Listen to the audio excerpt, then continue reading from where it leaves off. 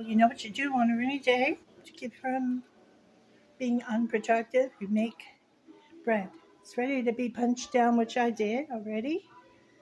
And I'll be putting it into my 2 loaf pans. I really only have 1 loaf pan. And putting it into that there oven. But I think I'll wait because I don't need to preheat it yet. Okay, so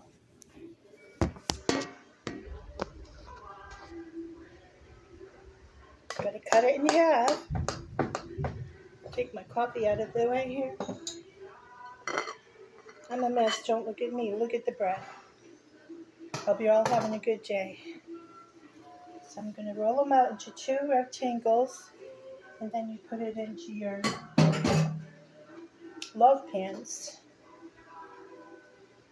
and they double, and you place them seam side down after you fold the ends, after you have the 2 different loaves rolled into rectangles that you roll out. Probably a flour board is better than the stainless steel over here. So let me put this right here for a moment, and I will show you this. Maybe we can get this toaster out of your line of vision here. And this one over here.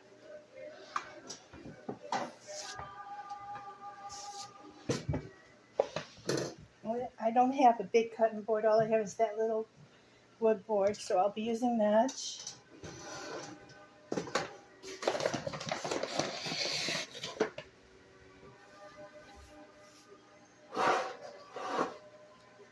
Okay, so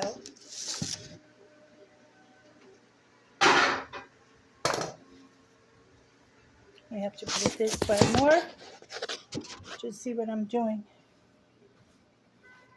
So you want to roll it into 2 rectangles, each half that's doubled in size in a bowl.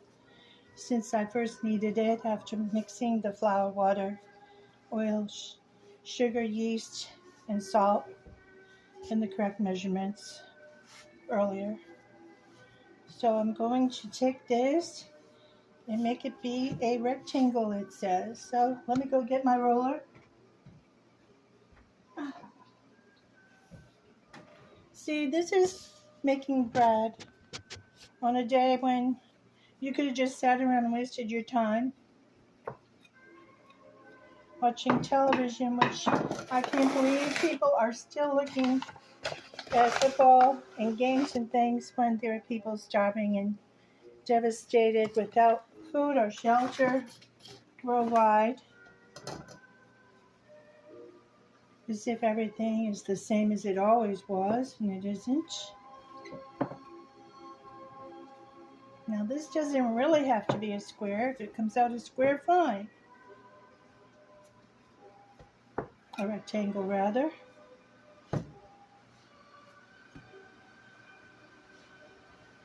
I guess this would get a lot of air bubbles out too. Is why they want you to roll it.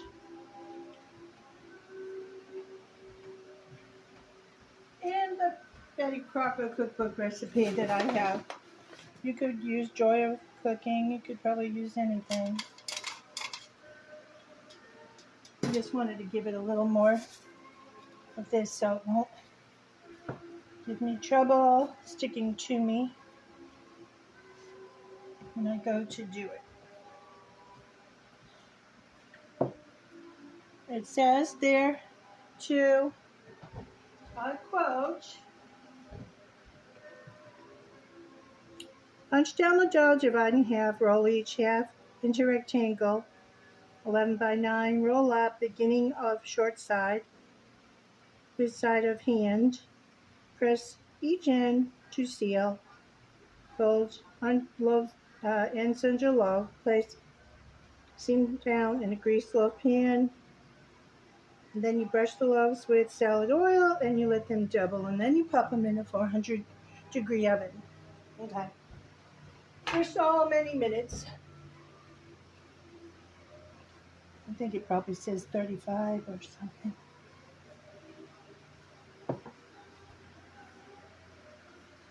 Okay, so I've got it like that. Now I got the loaf pans ready. And then I've got this over here waiting to be done too. So let's see what happens here. It's not round. That's okay. It's not rectangle. Maybe I'll do the other one better. And this can go in the bigger pan because it's not the right shape. So this is the shorter end, and I'm rolling it up. Oh gosh, see, I should have put more flour on the board.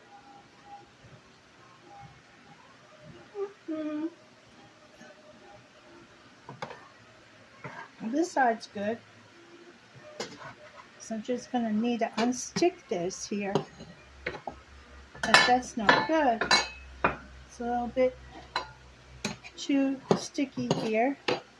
That never happened before to me. I guess I just was too sparing on the flour this time.